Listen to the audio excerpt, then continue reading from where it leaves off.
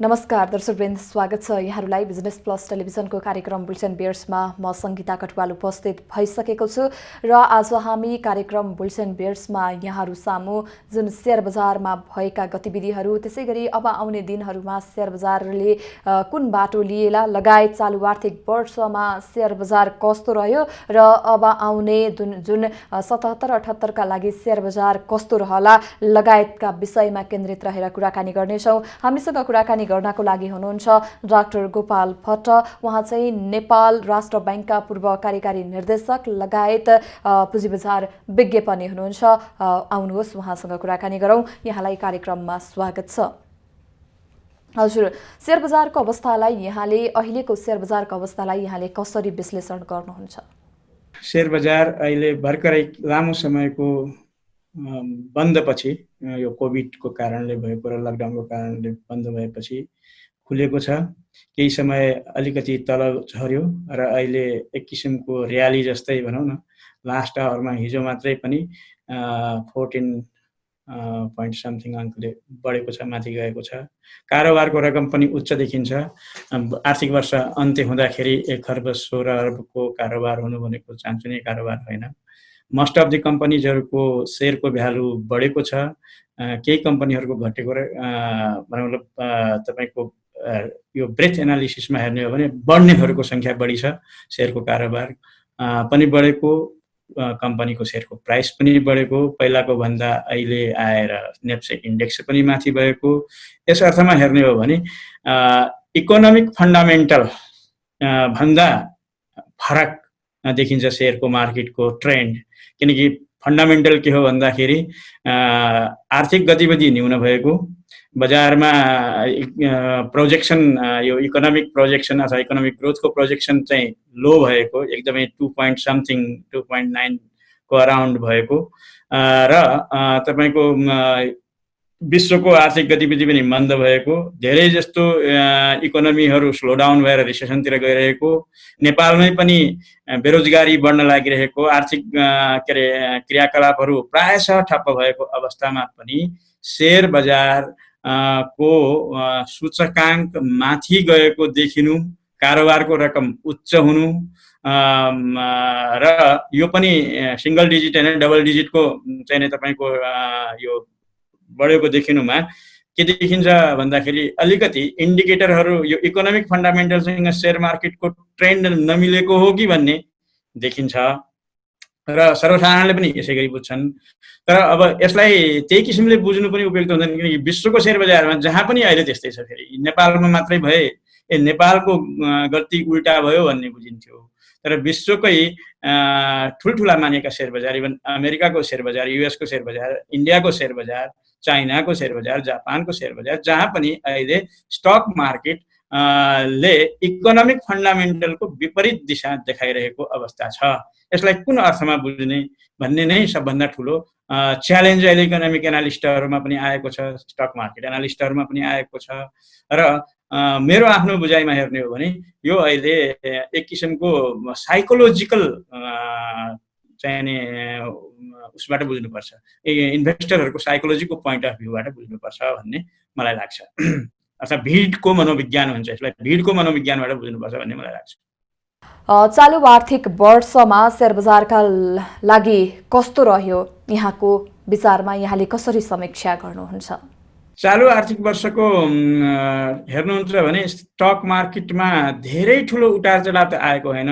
यो आएको कस्तो छ, बिगिनिङ 1200 को अराउन्डबाट अहिले एन्डिङ पनि 1200 कै अराउन्डमा छ। यसैले जुन किसिमले इन्भेस्टरहरूले एक्सपेक्टेसन गरेका थिए सुरुमा कि नेपालमा अब स्थायी सरकार हुन्छ, स्थायी सरकार भइसकेपछि इन्भेस्टर फ्रेन्डली पोलिसिजहरू आउँछन्, किनकि नेपालमा स्थायित्व, पोलिटिकल स्थायित्व आइसकेपछि डेभलपमेन्टको फेज हो। अब इकोनोमिक डेभलपमेन्ट भन्नासाथ पुँजी चाहिन्छ, पुँजी चाहिन्छ भन्नासाथ स्वदेशी पुँजीले मात्रै पुग्दैन, विदेशी पुँजी पनि आकर्षित हुनुपर्छ र स्वदेशी पुँजी पनि मोबिलाइज गर्नुपर्छ। त्यस अर्थमा मार्केट मेकानिजमबाट पुँजी जेनेरेट गर्ने प्रोसेसलाई गभर्नमेन्टले प्रमोट गर्छ र त्यो क्रममा विभिन्न कम्पनीहरू नेपालमा इन्ट्री गर्छन्, स्वदेशी विदेशी कम्पनी आउँछन् र त्यहाँबाट उनीहरूले पनि नेपालको पुँजी बजारबाट पुँजी रेज गर्छन् र त्यसले गर्दाखेरि एक किसिमको अप्टिमिजम नेपालमा आउँछ र इन्भेस्टरहरूको लागि पनि त्यो शुभ सङ्केत हुन्छ र मार्केटको जुन इन्डेक्स हो त्यो पुरानो 1881 को भन्दा पनि अझ माथि जान्छ भन्ने जुन किसिमको होप एउटा थियो, एक्सपेक्टेसन थियो इन्भेस्टरहरूको, त्यो इन्भेस्टरहरूको एक्सपेक्टेसन विभिन्न कारणले पुरा भएन। सम्भवतः त्यसको कारण पनि फेरि पोलिटिकल कारण नै हुनुपर्छ, किनकि पोलिटिकल सिस्टम र पोलिटिकल पार्टी जुन चाहिँ नि जसले लिड गर्यो गभर्मेन्टलाई, त्यो त्यति क्यापिटल मार्केट र इन्भेस्टर यो लिबरल मार्केट फ्रेन्डली थिएन र त्यसको लिडिङ गर्ने पार्टीको जुन फन्डामेन्टल चाहिँ नि थ्योरी हो त्यो त्यति थिएन र त्यसको अझ स्पेसली इकोनोमीलाई लिड गर्ने मिनिस्ट्रीले त्यति सपोर्ट गरेन सुरुको दिनमा भन्ने इन्भेस्टरहरूलाई फिल भयो र त्यसैले गर्दाखेरि त्यो मार्केट जति एक्सपेक्टेड थियो त्यति एक्सपेक्टेड ग्रोथ भएन। इन्डिकेटरहरू 1632 भन्दा माथि पुग्न सकेन जस्तो लाग्छ मलाई। 1600 को पोइन्टमा गएर फेरि अहिले आएर तर नै खस्यो र नेपालको यो चाहिँ नि क्यापिटल मार्केटमा या स्टक मार्केटमा जहिले पनि ड्राइभिङ फोर्स एउटा पोलिटिक्स भइ नै रहेको छ र पोलिटिकल पार्टी भन्दा पनि इकोनोमीलाई लिड गर्ने व्यक्तिले कस्तो किसिमको रोल प्ले गर्छ, सपोर्ट गर्छ कि त्यसले चाहिँ नि पोलिसी इन्भेस्टर र मार्केट फ्रेन्डली पोलिसी ल्याउँछ कि ल्याउँदैन भन्ने कुराले ठुलो रोल खेल्छ र त्यसले एउटा साइकोलोजी क्रिएट गरिरहेको हुन्छ। अहिले पनि त्यही भएको छ र पछिल्लो यो वर्षमा अघिल्लो आर्थिक वर्षमा भनौँ, हिजो मात्रै सकियो आर्थिक वर्ष, अघिल्लो आर्थिक वर्षमा केही स्मार्ट इन्भेस्टरहरू जसले चाहिँ नि सर्ट टर्म गेन गर्न के अरे सर्ट टर्म स्पेकुलेटिभ चाहिँ नि गेन खेल्नेहरूले चाहिँ नि फाइदा कमाए मार्केटबाट पक्कै पनि, किनकि तपाईँको 1200बाट 1600 पुगुन्जेलसम्म त्यो बिचको जुन तपाईँको प्लेइङ गर्न र इन्फर्मेसन लिएर ट्रेडिङ गर्ने इन्भेस्टरहरूले त पक्कै पनि कमाए। तर जो सर्वसाधारण इन्भेस्टरहरू थिए, भनौँ न अनइन्फर्मड इम्याच्योर्ड इन्भेस्टरहरू थिए, उनीहरू वेट गर्नमै बसे, 1 वर्षसम्म पनि वेट गरेर फेरि पुरानै बिन्दुमा आइपुगेका छन्। त्यसैले उनीहरूको लागि त्यति सुखद भयो जस्तो मलाई लाग्दैन, जसले अलिकति यो पोलिटिकल स्ट्याबिलिटी, मार्केटमा आउने बुमिङ र इकोनोमीमा आउने ग्रोथबाट त्यसको डिभिडेन्ड ल्याउला भन्ने सोचेका थिए, तिनीहरूले त्यति फाइदा कमाए जस्तो मलाई लाग्दैन।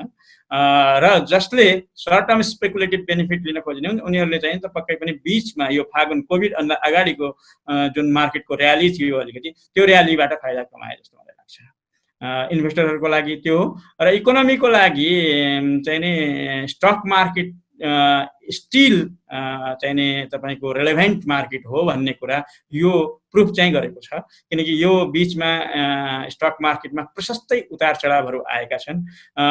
इन्भेस्टरहरू अनि policy maker, regulatory body, even मन्त्रालय पनि पछिल्लो अर्थ मन्त्रालय पनि पछिल्लो समयमा आएर यो मार्केट चाहिँ नि त्यत्तिकै यो कति इन्फ्लुएन्सियल मार्केट रहेछ क्यापिटल ग्रोथको लागि, क्यापिटल अकुमुलेसनको लागि र मार्केटलाई लिक्विडिटी, यो इन्भेस्टरहरूको एसेटलाई लिक्विडिटी दिनको लागि कति इम्पोर्टेन्ट रहेछ भन्ने कुरा अहिले पछिल्लो समयमा आएर धेरै बुझेको, पढेर बुझेको, तपाईँको पढेर अथवा त्यसप्रति पोजिटिभ माइन्डसेट भएर होइन कि पढेर अब आयो जब चाहिँ काँधमा र यसले साँच्चीकै रिपरकर्सनहरू देखाउन लाग्यो।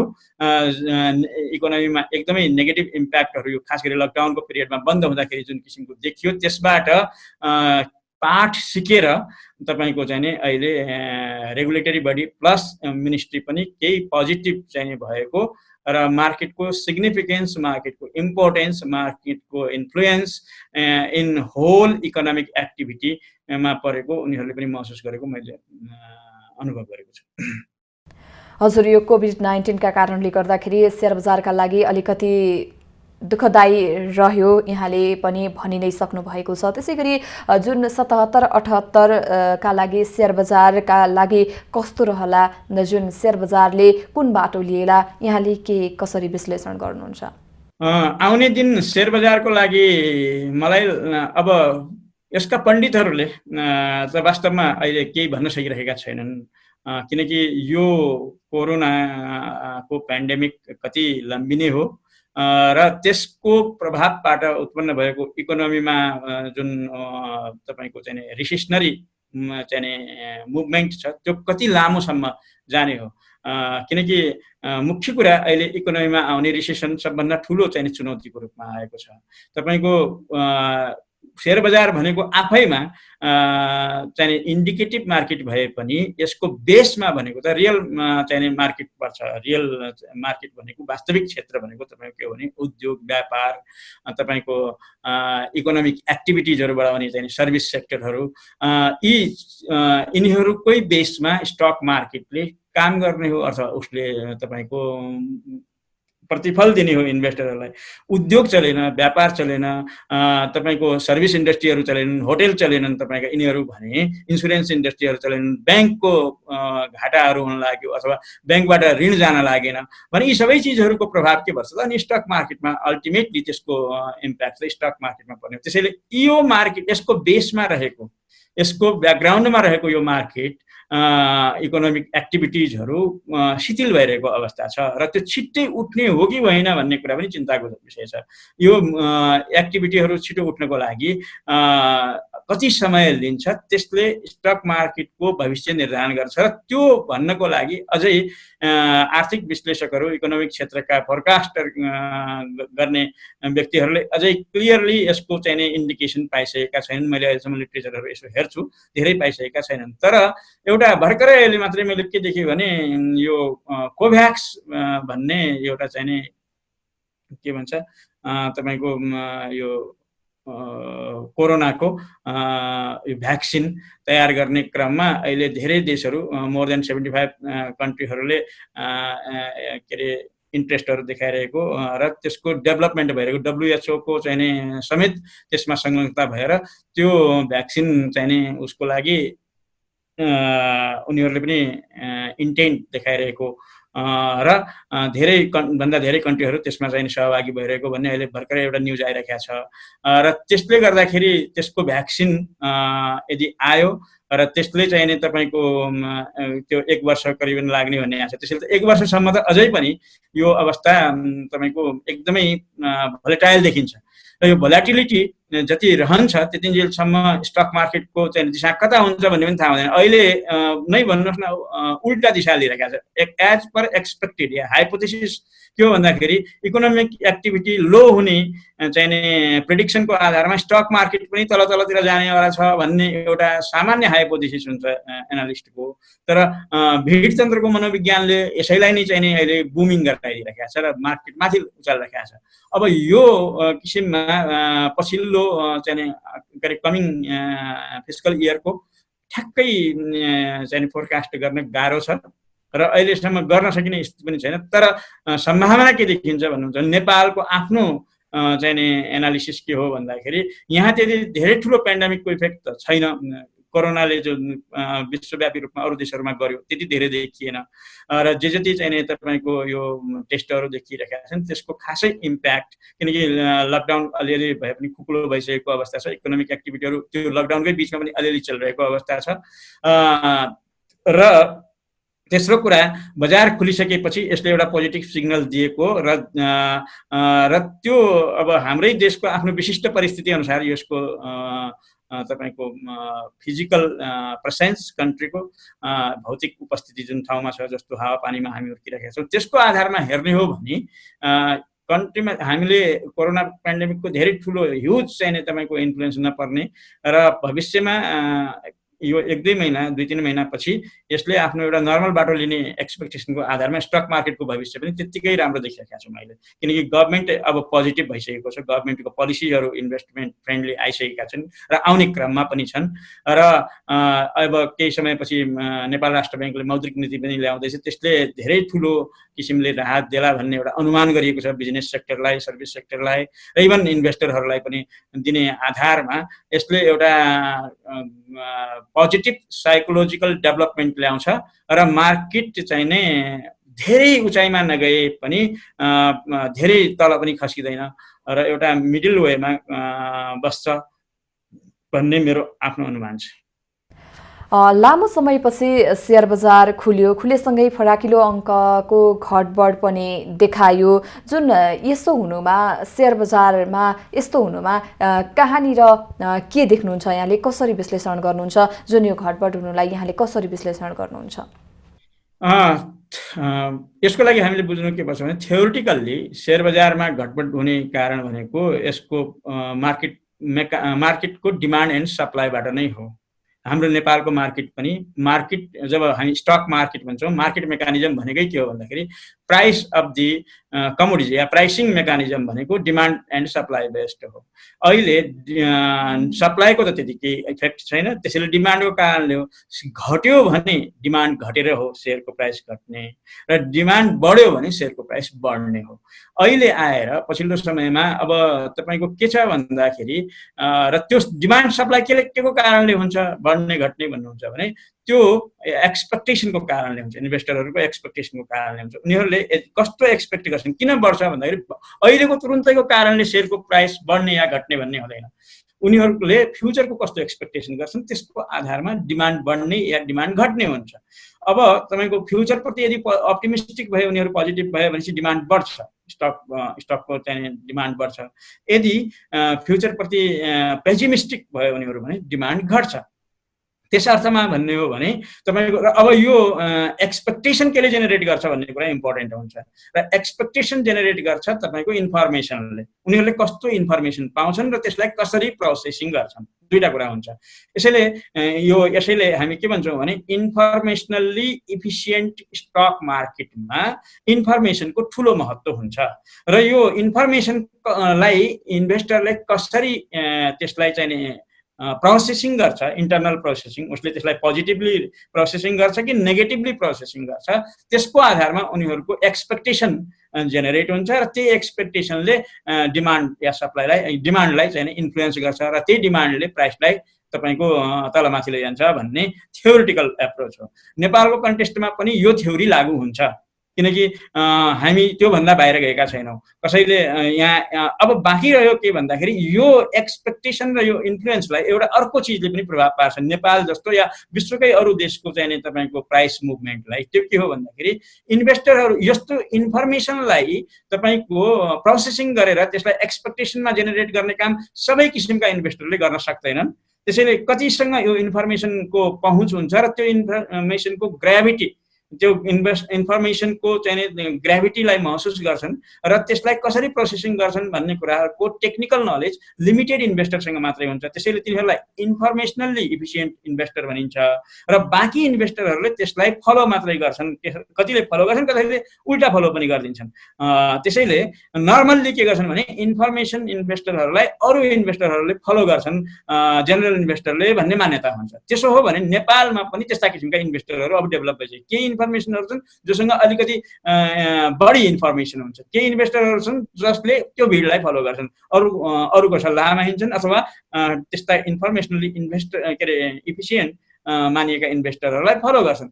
अब यस अर्थमा हेर्ने हो भने अहिलेको कन्टेक्स्टमा नेपालमा किनकि अब तपाईँको यो टेक्नोलोजीसँग धेरै परिचित भएका इन्भेस्टरहरू त होइन, हुनु त अहिले नै तपाईँको 16,50,000 भन्दा बढी त तपाईँको टेक्नोलोजीसँग अथवा यो डिम्याट खाता खोलिसकेका इन्भेस्टरहरू भएको हुनाले इन्भेस्टरको बेस त ठुलो भइसक्यो। तर ती सबै इन्फर्मेसनली इफिसियन्ट इन्भेस्टर छन् भन्ने भएन। त्यस अर्थमा हेर्ने हो भने अहिलेको बजारको जुन मुभमेन्ट छ त्यो केही लिमिटेड इन्भेस्टरहरूलाई थाहा छ र उनीहरूले बजारलाई इन्फ्लुएन्स गरिरहेका छन् भन्ने अर्थमा लिन सकिन्छ। किनकि धेरै इन्भेस्टरहरूसँग नेपालकै कन्टेक्स्टमा पनि धेरै इन्फर्मेसनहरू पर्याप्त मात्रामा सिमेट्रिकल्ली डिसेमिनेट भएको हुँदैन। एसिमेट्रिक डिसेमिनेसन हुन्छ इन्फर्मेसनको पनि नेपालकै कन्टेक्स्टमा पनि त्यस्तो छ। र त्यसभन्दा बाहेक उनीहरूको प्रोसेसिङ क्षमता धेरैको पनि हुँदैन। र लिमिटेड इन्भेस्टरहरूले अहिले के गरेका छन् जस्तो लाग्छ मलाई भने मार्केटलाई धेरै साइकोलोजिकल्ली तपाईँको चाहिने त्यो डिस्ट्रेस नहोस् इन्भेस्टरहरूको बेस भनेर उनीहरूले जानिकन पनि इन्फर्मेसनलाई पोजिटिभ प्रोसेसिङ गरेका पनि हुन सक्छन्। अलिकति भए पनि प्राइस बढाइदिएर यो इन्भेस्टरहरूको मनोविज्ञान सबैलाई चाहिँ एउटा अप्टिमिजम क्रिएट गरे पनि हुनसक्छ र त्यसैलाई अरू इन्भेस्टरले फलो गरे पनि हुनसक्छ। और उनीहरू साँच्चीकै के पनि हुन सक्छन् भने तपाईँको फ्युचरप्रति आशावादी भएको अवस्था हुनसक्छ। दुईटै अवस्थालाई हेर्ने हो भने अहिलेको सेयरको मुभमेन्ट विशेष गरी सुरुमा केही दिन घटे तापनि पछि आएर बढ्दाखेरि यसले एउटा चाहिँ पोजिटिभ चाहिँ इम्प्लिकेसन दिएको मार्केटलाई साइकोलोजिकल्ली पोजिटिभ चाहिँ तपाईँको ट्रिटमेन्ट दिएको भन्ने मैले अनुभव गरेको छु। हजुर, त्यसै गरी यहाँले भने जस्तै पछिल्लो समयमा ब्याङ्कहरूमा पनि तरलता धेरै छ। त्यसै गरी यहाँले सङ्केत गर्नुभएको थियो कि अब आउने दिनहरूमा चाहिँ शेयर बजार बुलिस ट्रेन्डतर्फ जाने, त्यसै गरी लगानीकर्ताको उच्च मनोबल, प्राइमरी मार्केटको सक्रियता, साथै पछिल्लो समयमा विभिन्न कम्पनीहरूले आइपिओ पनि जारी गर्दै आएका छन्। जुन यो सबै कुराहरू सकारात्मक हुँदाहुँदै शेयर बजारमा अब शेयर बजार आउने दिनमा कता जाला र यसले चाहिँ जुन के सङ्केत गर्ला यहाँको विचारमा के लाग्छ? यहाँले कसरी यसलाई जुन विश्लेषण गर्नुहुन्छ? तरलताको स्थिति उच्च छ अहिले, तर त्यो टेम्पोररी हो।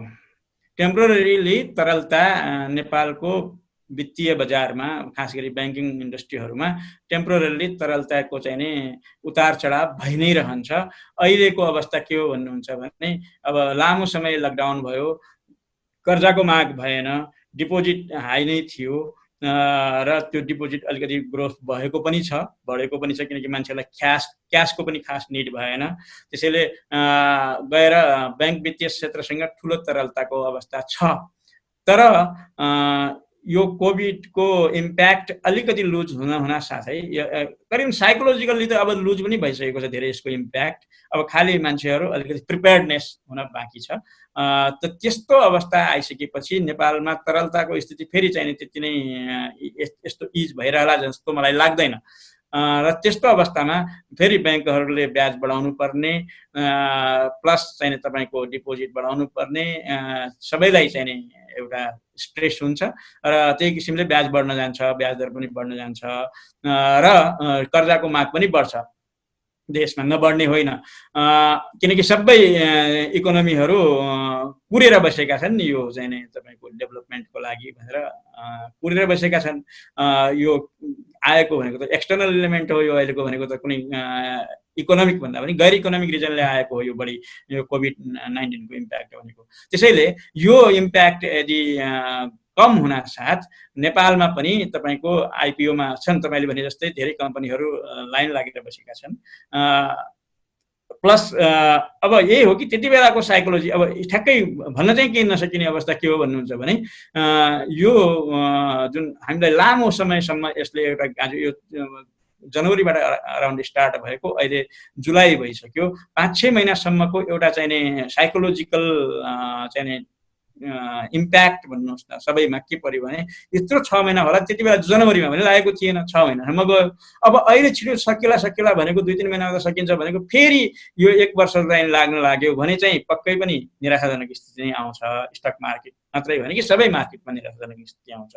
होइन अब एज पर एक्सपेक्टेड जस्तो हामी भन्छौँ कि दसैँ तिहारसम्म जस्तो हुन्छ र त्यसपछि अलिकति गति लिन्छ भनेर जुन अहिले सामान्यतया हामीले सोचिरहेका छौँ, यदि त्यस्तो हुन्छ भन्ने लाग्ने हो भने फेरि नेपालको स्टक मार्केटले एउटा राम्रै उचाइ लिन्छ र क्यापिटल मार्केट स्मुथली रहनुहुन्छ भन्ने मलाई लाग्छ। हजुर, त्यसै गरी यहाँले त भन्नुभयो अब आउने दिनहरूमा जुन यी विभिन्न सकारात्मक पक्षहरू हुँदाहुँदै पनि अब आउने दिनहरूमा जस राम्रै प्रतिफल देला भनेर भन्नुभयो। त्यसै गरी जुन यो सरकारले शेयर बजारप्रति हेर्ने दृष्टिकोण चाहिँ यहाँले कस्तो पाउनु भएको छ? यो चाहिँ इम्पोर्टेन्ट प्रश्न हो। हेर्नुहोस्, सरकारले शेयर बजारलाई कसरी हेर्छ? शेयर बजार भनेको यो सरकार को चाहिँ कुनै पनि सरकारको लागि उसको यदि प्राथमिकता देशमा पुँजी निर्माण गर्नु हो, जस्तो नेपालको अहिलेको सरकारले भन्छ कि समृद्ध नेपाल सुखी नेपाल भन्छ। समृद्धि भनेको के हो भन्दाखेरि इकोनोमिक समृद्धि हो, आर्थिक समृद्धि हो। आर्थिक समृद्धि यदि सरकारको लक्ष्य हो भने उसलाई ठुलो इन्भेस्टमेन्ट सरकारले पनि गर्नुपर्ने हुन्छ, प्राइभेट सेक्टरले पनि गर्नुपर्ने हुन्छ। अब सरकारले त अहिले के अरे संविधानले त अर्को तेस्रो चाहिँ खम्बा पनि बनाएको छ, के भन्छ सहकारी क्षेत्र पनि। अब सहकारी क्षेत्रले त धेरै ठुलो इन्भेस्टमेन्ट गर्दैन, तर निजी क्षेत्र जो प्राइभेट सेक्टर भन्छौँ र त्यसले र सरकारले समृद्ध नेपाल बनाउने हो भने त धेरै ठुलो इन्भेस्टमेन्ट गर्नुपर्छ। इन्भेस्टमेन्ट गर्नको लागि पुँजी चाहिन्छ। पुँजी कहाँबाट ल्याउने त भन्दाखेरि पुँजीका विभिन्न स्रोतहरू, या इन्टरनल डोमेस्टिक सोर्स हुन्छ या एक्सटर्नल बाह्य स्रोत हुन्छ।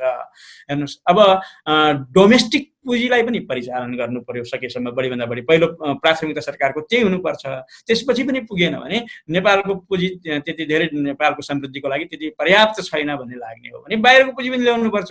अब हाम्रो दुईटै पुँजी आउनको लागि अहिलेको पछिल्लो समयमा कुनै पनि कन्ट्री, इभन चाइना जस्तो रेडिकल कम्युनिस्ट कन्ट्री भन्थ्यौँ नि हामी, र अहिले पनि कम्युनिस्ट पार्टीकै सरकार छ, त्यस्तो कन्ट्रीले पनि मार्केट मेकानिजममा आधारित भएर पुँजीलाई जेनेरेट गरिरहेको छ, पुँजीलाई बढाइरहेको छ। भन्नुको मतलब क्यापिटल मार्केटमा ऊ पनि विश्वास गर्छ। तर नेपालको कन्टेक्स्टमा कस्तो भइदियो भने खास गरी यो कम्युनिस्ट पार्टीहरू भनौँ न नेपालका, उनीहरू सरकारमा बस्दाखेरि उनीहरू त्यति पोजिटिभ भएनन् मार्केट मेकानिजमप्रति, किनकि त्यो पार्टीको होल स्कुलिङ के हो भन्दाखेरि मार्केट इकोनोमीलाई त्यति चाहिँ फेभर गर्ने स्कुलिङ होइन।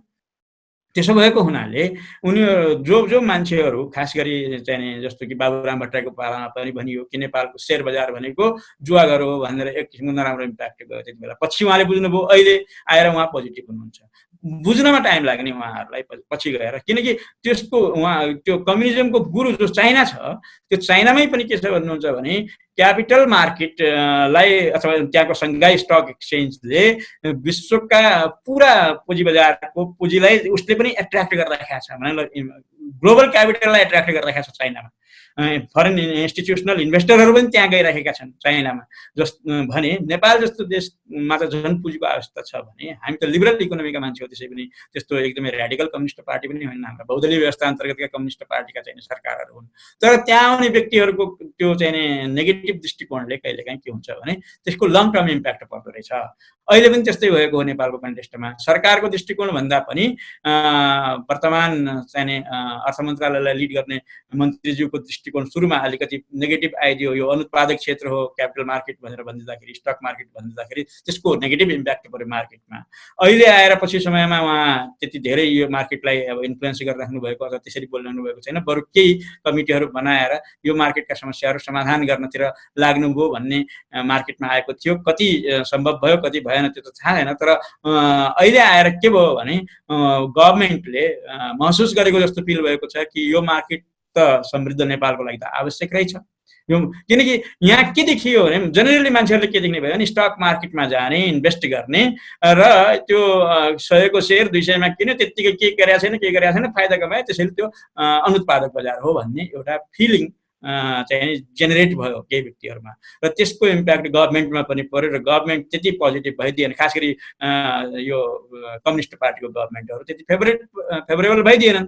तर बुझ्नुपर्ने कुरा के हो भन्दाखेरि सेकेन्डरी मार्केट यदि एक्जिस्ट हुँदैन भने प्राइमरी मार्केट पनि चल्दैन भन्ने कुरा बुझ्नुपर्छ। सेकेन्डरी मार्केटले राम्रो किसिमले तरलता दिइदिएन, उसले इन्भेस्टरहरूलाई रिटर्न दिइदिएन, अथवा उसले इन्भेस्टरहरूलाई फ्रेन्डली रिटर्न पोजिटिभ नेगेटिभ जे पनि होला तर रिटर्न पोजिटिभ रिटर्न दिँदैन, अथवा त्यो मार्केटको एक्जिस्टेन्स त्यसको महत्त्व फिल गरिदिएन भने प्राइमरी मार्केट पनि चल्दैन। कुन कम्पनी आउँछ जसले सेयर इस्यु गर्छ, यदि त्यो सेयरको सेकेन्डरी मार्केटमा इन्भेस्टरहरूलाई ह्यासल छ, उनीहरूले चाहेको बेलामा सेयर बेच्न पाउँदैनन्, अथवा त्यो सेयर किन्ने त आज सेयर किनेर भोलि त्यो बढी प्राइसमा पनि बेचिन्छ भन्ने एउटा एक्सपेक्टेसनमा सेयर होल्डरले सेयर किन्ने हो नि। अब त्यो मार्केट यदि लथालिङ्ग छ, त्यसप्रति सरकारको पोजिटिभ दृष्टिकोण छैन भने प्राइमरी मार्केटमै कसैले सेयर किन्दैन।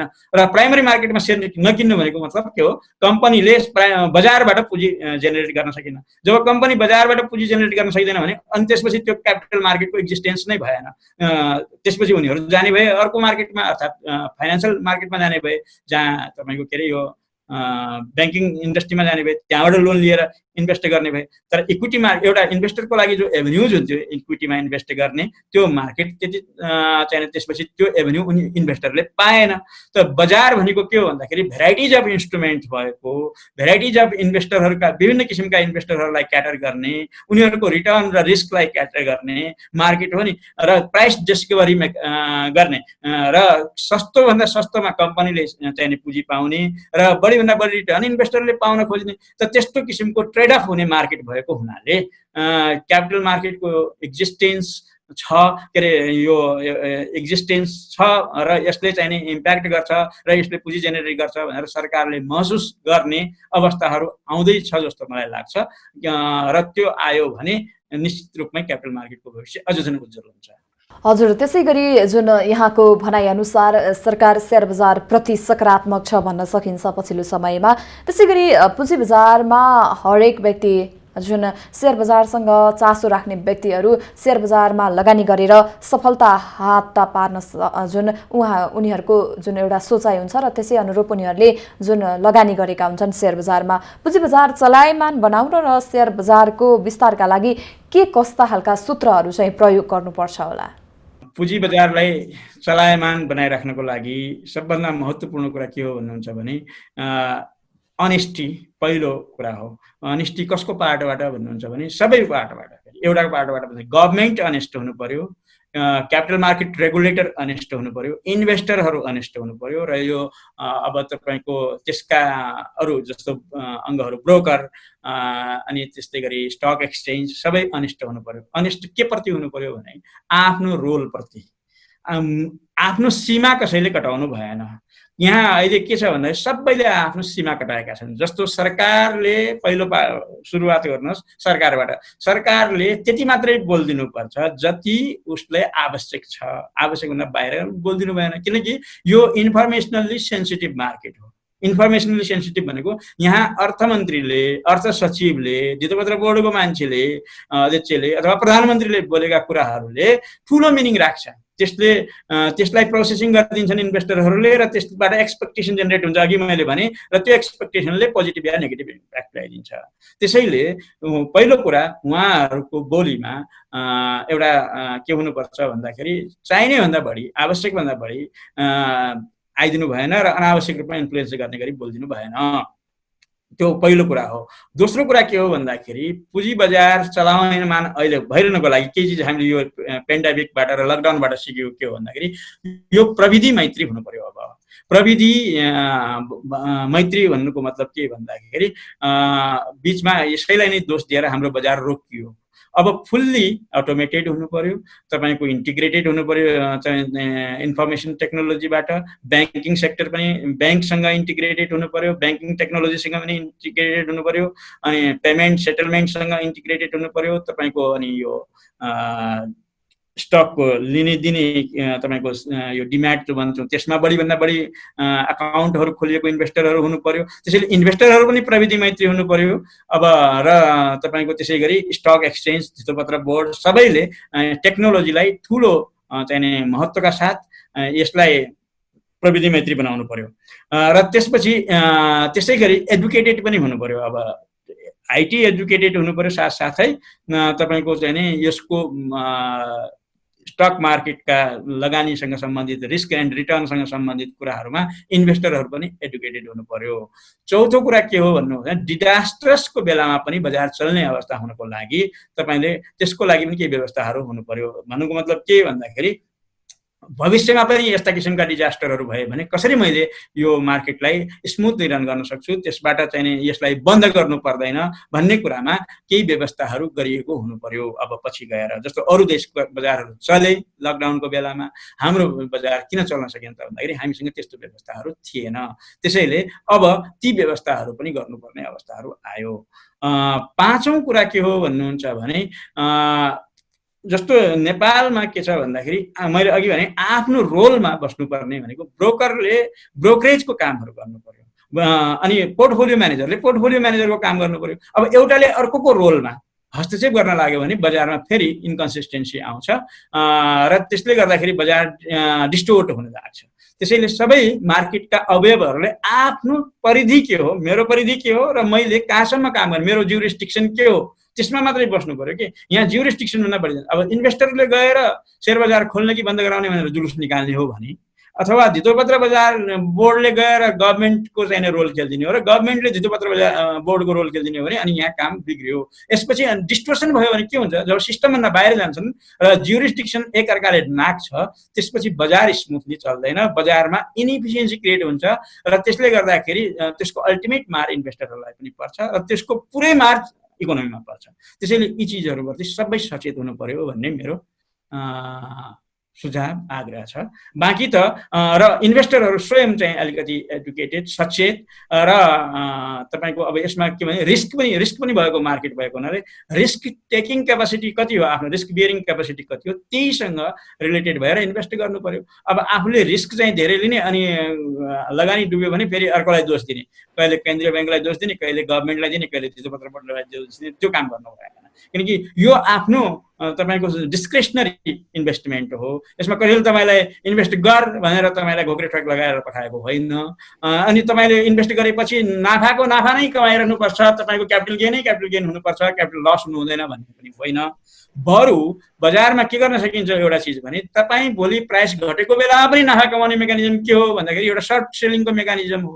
त्यो सर्ट सेलिङ इन्ट्रोड्युस गर्न सक्नुहुन्छ। धितोपत्र बोर्डले स्टडी गरेर कस्तो किसिमको सर्ट सेलिङ मेकानिजम गराउने हो। त्यो बेलामा इन्भेस्टरले अब बजारमा प्राइस बढेको मात्रै हेर्नु पर्दैन, कुनै इन्भेस्टरले प्राइस घटेको बेलामा पनि त्यसबाट के गर्छन्, बेनिफिट लिन सक्छन्। त्यसैले बजारमा सर्ट सेलिङको मेकानिजमलाई डेभलप गराउनको लागि मैले अस्ति धितोपत्र बोर्डलाई पनि सुझाव दिएँ। उनीहरूले यदि स्टडी गरेर राख्नुहुन्छ भने त्यो मेकानिजम इन्ट्रोड्युस गरिदिनुहोस्। अब अनि त्यसपछि इन्भेस्टरहरू चिन्तित हुनु परेन। कुनै इन्भेस्टरले एक्सपेक्ट गर्छ कि बजारमा प्राइस बढ्छ भने म क्यापिटल गेन गर्छु भन्छ भने त्यो इन्भेस्टरले अहिले लङ पोजिसन लिने र पछि बेचिदिने हो। कुनै इन्भेस्टरको एक्सपेक्टेसन होइन बजारमा प्राइस घट्न सक्छ भन्ने लाग्ने हो भने उसले अहिले सर्ट पोजिसन लिने, पछि तपाईँको बजारमा त्यो बजारबाट सेयर किनेर त्यो जसबाट सर्ट पोजिसन लियो उसलाई बेचिदियो भने उसले फाइदा कमाउँछ।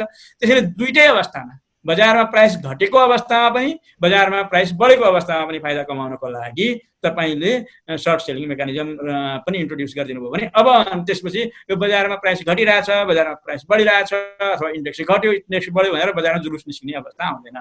र तेस्रो कुरा अहिले अघि हामीले चर्चा गऱ्यौँ कि अब ढिलो नगरिकन कमोडिटिज मार्केट अथवा यो के भन्छ डेरिभेटिभ्स मार्केटलाई पनि गभर्मेन्टले यस्तो धितोपत्र बोर्डले एकदम प्रायोरिटीका साथ यसलाई नेपालको कमोडिटी बेस्ड हुने गरी डेभलप गर्यो भने यसले पनि ठुलो इकोनोमिक एक्टिभिटी र मार्केटलाई, यो स्टक मार्केटलाई चलायमान भइरहनको लागि ठुलो सपोर्ट गर्छ भन्ने मेरो। हजुर, जस्तै यहाँले भन्नुभयो कि जुन आफ्नो कामप्रति भन्दाखेरि पनि जुन एकको काममा अर्को हाबी होइदिँदाखेरि पनि अलिकति शेयर बजारमा उतार चढावहरू आउने गरेको छ भनेर भन्नुभयो। त्यसै गरी जुन यहाँले धितोपत्र बोर्डलाई पनि सुझाव दिएको छु भनेर भन्नुभयो। त्यसै गरी लगानीकर्ताहरूले चाहिँ जुन नेपालमा अनलाइन प्रणाली भित्र्याइयो तर त्यो त्यति प्रभावकारी भएन भनेर जुन सम्बन्धित निकायहरूसँग लगानीकर्ताहरूले गुनासो गर्दै आउनुभयो। तर पछिल्लो समयमा अनलाइन प्रणाली केही जुन प्रभावकारी भएको हो कि भन्ने पनि देखिन्छ। यो अनलाइन प्रणालीका कारणले गर्दाखेरि, प्रभावकारी भएका कारणले गर्दाखेरि खरिद बिक्रीमा थप जुन माहौल ल्याउन सफल भएको हो कि भन्ने पनि देखिन्छ।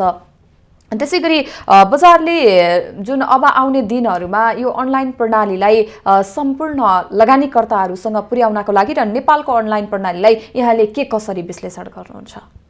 राम्रो पक्ष के हो भन्नुहुन्छ भने यो जति टेक्नोलोजी भनौँ न, आइटी इन्फर्मेसन टेक्नोलोजीसँग सबै चिजलाई अलाइन गर्दाखेरि, कारोबारलाई, तपाईँको सिस्टमलाई, अनि तपाईँको इन्डेक्सलाई, एभ्री तपाईँको सेटलमेन्ट सिस्टमलाई, होइन, सबैलाई अलाइन गरिदिँदाखेरि, पेमेन्ट सिस्टमलाई अलाइन गरिदिँदाखेरि हुने एउटा राम्रो फाइदा के हो भने यसले मार्केटमा डिसिप्लिन मेन्टेन गर्छ। अब मार्केटमा हुन सक्ने सम्भाव्य जो चाहिँ तपाईँको निटिग्रिटिजहरू थिए त्यसलाई यसले रोक्छ। धेरै किसिमको साइडर टाइपको ट्रेडिङहरूलाई पनि यसले डिटेक्ट गरिदिन्छ। जो तपाईँको चाहिँ नि अलिकति स्पेकुलेटिभ टाइपको चाहिँ बिजनेस गरेर अथवा अरूलाई चाहिँ नि भ्रममा पारेर गर्ने कामहरू पनि केही किसिमले यसले रोकिदिन्छ। त त्यो इन्फर्मेसन टेक्नोलोजीको अनलाइन सिस्टमको धेरै राम्रो पक्ष हो त्यहाँ। र यसैले यसलाई बढावा दिनुपर्छ, टेक्नोलोजिकल्ली साउन्ड हुनुपर्छ भनेर मैले अघि पनि भने तपाईँलाई।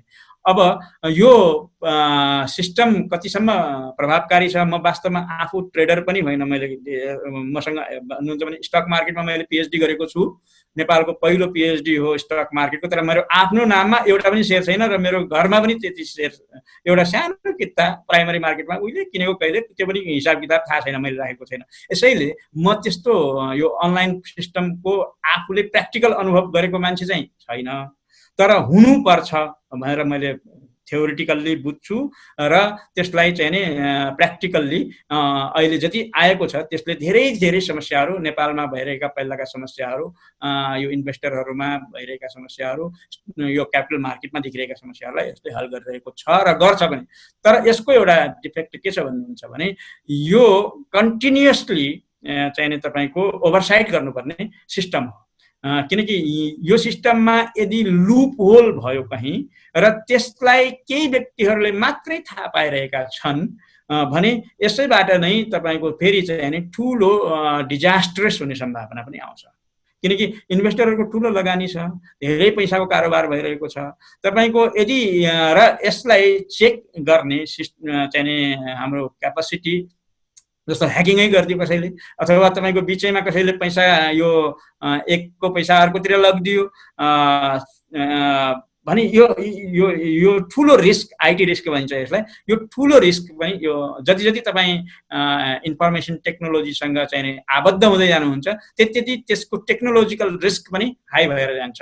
र त्यसैले त्यो टेक्नोलोजिकल रिस्कलाई मिनिमाइज गर्नको लागि पनि त्यत्तिकै इन्भेस्ट गरिएको हुनुपर्छ। जस्तो अब भन्नुहोस् न, अहिले तपाईँ र हामी यहाँ वार्ता गरिरहेका छौँ, बिचैमा तपाईँको इन्टरनेट गइदियो भने मेरा कुराहरू तपाईँले राम्रोसँग डिस्क्रिमिनेट गर्न सक्नु हुँदैन। राम्रो त छ, यहीँबाट कुरा गर्दाखेरि एकदम सजिलो भइरहेको छ, तपाईँले धेरै तपाईँको कस्ट बचिरहेको छ, मेरो कस्ट बचिरहेको छ, टाइम बचिरहेको छ। तर सँगसँगै के पनि छ भन्दाखेरि तपाईँको फुल टाइममा बिचैमा अवरोध आइदिन सक्छ टेक्नोलोजीले, र त्यो कसैले अरूले पनि ल्याइदिन सक्छ। त्यस्तै यो मार्केटमा पनि हुन सक्छ। र जस्तो ब्याङ्कहरूमा तपाईँको एटिएमहरूमा ह्याकिङ हुने सिस्टम, एटिएमले राम्रो सेवा त दियो तर ह्याकिङ भइदियो र अस्ति तपाईँको धेरै ठुलो पैसा गइदियो। त त्यसको मतलब के हो भने रिस्क पनि हाई छ है भनेर बुझ्नुपर्छ। र हामीले त्यत्तिकै यसलाई गिभन रूपमा लिनु हुँदैन र त्यसलाई तपाईँको हाइली मेन्टेन गरेर राख्नुपर्ने र हाइली इथिकल प्रोफेसनल र तपाईँको चाहिँ नि विश्वमा जो यसलाई प्रोटेक्ट गर्नलाई युज भइरहेको टेक्नोलोजी छ त्यसलाई युज गर्नुपर्ने किसिमको म्यान पावरमा पनि त्यत्तिकै इन्भेस्ट गर्नुपर्ने अवस्था आउँछ। त्यो चिज गर्नको लागि धितोपत्र बोर्ड नेप्से ले अलिकति ठुलो रकम खर्च पनि गर्नुपर्ने हुनसक्छ र त्यस्तो बेलामा गभर्मेन्टले त्यसलाई सपोर्ट पनि गर्नुपर्छ र त्यो गर्नुको लागि गभर्मेन्ट कमिटेड पनि हुनुपर्छ। अब यस्तो अनुत बाजा बजारमा मैले किन खर्च गराउँछु यस्तो भनिदियो भने फेरि तपाईँको अनि इन्भेस्टरहरू को लगानी ठुलो जोखिममा रहन्छ र इकोनोमी नै जोखिममा रहन्छ भन्ने कुरामा पनि म सचेत गराउन चाहन्छु।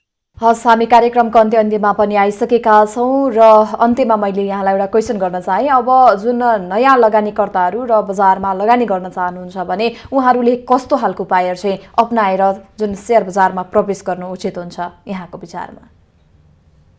हजुर, नयाँ लगानीकर्ताहरूले बजारमा जानु छ भने पहिलो कुरा त उहाँहरूले बुझ्नुपर्छ कि यो स्टक मार्केट, नेपालमा त अरू बजार केही छैन अथवा कुनै पनि इन्भेस्टमेन्ट मार्केटमा उहाँहरूले पुँजी लगानी गर्दाखेरि दुईटा कुरा जानुपर्छ। स्टक मार्केटमा भन्ने हो भने त्यहाँ गेनै गेन छ भनेर मात्रै जानु हुँदैन, त्यहाँ लस पनि हुनसक्छ। म्याक्सिमम लस कति हो भने तपाईँको लगानीको लस हो, त्योभन्दा बढी लस चाहिँ केही हुँदैन। फेरि लगानी कति गर्नुभयो त्यही लस हुने हो। त्यसैले दुईटै पार्ट हेर्नुपर्छ। धेरै मान्छेले कमाइरहेको देखेर म पनि कमाऊ भनेर जानुहुन्छ, तर कहिलेकाहीँ तपाईँको ठ्याक्कै अब त्यस्तै ग्रह दशा लागेको बेलामा त्यो यस्तै पेन्डेमिक जस्ता आइदिन्छन् र बजार तल ओर्लिदिन्छ। तपाईँले लगानी गरेको चिज अब तुरुन्तै उठेन, निराशा आउँछ, धेरै पैसा लगाउनु भएको छ, ओहो मैले त कमाउला भनेर आएको म घुम्न गएँ भन्ने हुनसक्छ। त्यसैले कस्तो किसिमको सेक्युरिटीमा इन्भेस्ट गर्ने अथवा मैले लगानी गरिसक्यो भने कतिसम्म पाइन्छ मेरो रिटर्न भनेर सोच्ने विषयमा केही अध्ययन गरेर केही रिस्क बेयरिङ क्यापासिटी लिएर, र यदि आफूलाई जानकारी छैन भने अहिले अर्को पनि एउटा सेवाहरू दिइरहने कम्पनीहरू छन्, यो खास गरी मर्चेन्ट ब्याङ्किङ सर्भिस दिने र पोर्टफोलियो म्यानेज गराउने कम्पनीहरू, यो ब्याङ्कहरूका सब्सिडियरी कम्पनीहरू आएका छन् क्यापिटल मार्केटमा, उनीहरूले पोर्टफोलियो म्यानेजमेन्ट गरिदिन्छु तपाईँहरूको फन्ड भन्छन्। र त्यस्ता कम्पनीहरूमा गएर ती मार्फत लगानी गर्नुभयो, तपाईँसँग ठुलो फन्ड छ, आफूलाई थाहा छैन कुन कम्पनीको स्टकमा गर्ने, कति रिटर्न लिने, कसरी लिने भन्ने कुराहरूको थाहा छैन भने त्यस्ता कम्पनीहरू मार्फत पनि तपाईँले इन्भेस्ट गर्न सक्नुहुन्छ।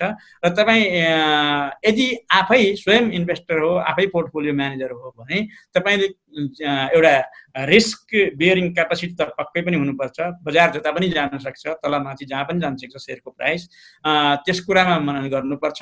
र बेसिकल्ली जानेर बुझेर ती कम्पनीहरूको फाइनेन्सियल्स हेरेर, ती कम्पनीहरूका बोर्ड अफ डिरेक्टरका मान्छेहरू हेरेर, तिनीहरूको पास्ट हिस्टोरिकल ब्याकग्राउन्ड हेरेर र तिनीहरूको चाहिँ विश्वको आर्थिक परिस्थितिहरू, नेपालको ग्रोथको अवस्थाहरू, त्यसको मार्केट, धेरै चिजहरू हेर्नुपर्छ हेर्ने मान्छेहरूले त फेरि। र त्यसपछि मात्रै अलिकति अप्टिमिजमका साथ इन्भेस्ट गर्नु होला। र कहिलेकाहीँ प्राइस घट्यो भन्ने कुरामा पनि फेरि के हुन्छ भने नयाँ लगानीकर्ताहरूलाई प्राइस घट्यो र मैले आज लगानी गरेँ, भोलिदेखि प्राइस घट्यो, अलिकति धैर्यता पनि चाहिन्छ, त्यसको प्राइस बढ्न पनि सक्छ भन्ने बुझ्नुपर्छ।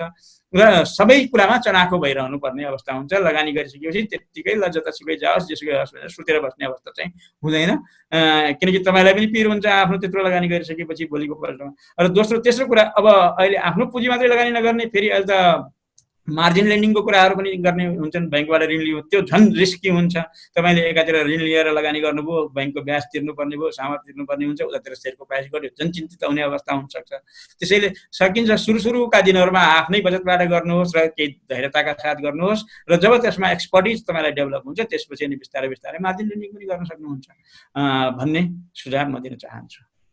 हस्, धन्यवाद यहाँलाई समय र संवादका लागि। हजुर, धन्यवाद सङ्गीताजी, तपाईँलाई पनि धेरै धेरै धन्यवाद। मलाई आफ्नो कुराहरू राख्ने मौका दिनुभएकोमा धेरै धेरै धन्यवाद। दर्शकवृन्द, हामीसँग प्रत्यक्ष हुनुहुन्थ्यो डाक्टर गोपाल भट्ट। उहाँ चाहिँ ब्याङ्कका पूर्व कार्यकारी निर्देशक लगायत पुँजी बजार विज्ञ हुनुहुन्थ्यो र उहाँले पुँजी बजार क्षेत्रमा भएका गतिविधिहरू, अब आउने दिनमा पुँजी बजारले कुन बाटो लिएला, त्यसै गरी अब आउने दिनमा बजार घट्ला या बढ्ला, त्यसै गरी शेयर बजार क्षेत्रमा सुधार गर्नुपर्ने कुराहरू लगायतका विषयमा केन्द्रित रहेर हामीसँग कुराकानी गर्दै हुनुहुन्थ्यो। आजलाई कार्यक्रम बुलेटिन बियर्स यति नै। हेर्दै रहनुहोला business plus television. Business plus, business first. नमस्ते।